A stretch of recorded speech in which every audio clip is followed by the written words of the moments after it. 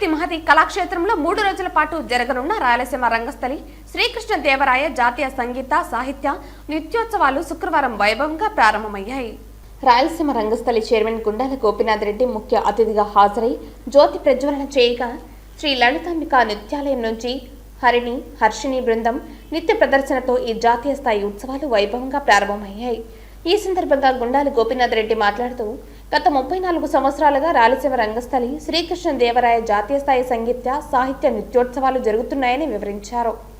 ఉమ్మడి తెలుగు రాష్ట్రాల నుంచి వందల మంది కళాకారులు ఇందులో పాల్గొంటారని, వారికి బసతో పాటు భోజన సదుపాయం కల్పిస్తున్నామని తెలిపారు. ఆదివారం సాయంత్రం ముగింపు కార్యక్రమంతో ఈ ఉత్సవాలు ముగుస్తాయని, పాల్గొన్న వారందరికీ ప్రోత్సాహక నగదు బహుమతితో పాటు శ్రీకృష్ణ దేవరాయల మెమెంటోలను మెడల్స్ ను అందించడం జరుగుతుందని వివరించారు. ఈ కార్యక్రమాలకు నగర ప్రజలు విచ్చేసి తిలకించి కళాకారులను ప్రోత్సహించాలని కోరారు. ఈ కార్యక్రమంలో రాయలసీమ రంగస్థలి కళాకారులు కెఎన్ రాజా, సుబ్రహ్మణ్య రెడ్డి, సురేష్ స్వామి, చెంగారెడ్డి, రాజశేఖర్ రెడ్డి, కొత్తపల్లి మునిరత్నం తదితరులు పాల్గొన్నారు.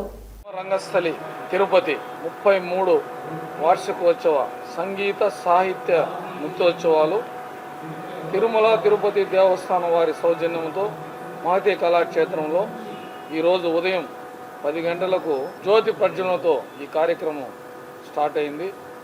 చిన్నారులు భరతనాట్యం, కూచిపూడి నృత్యాలు అంగరంగ వైభవంగా ఇక్కడ ప్రదర్శిస్తున్నారు.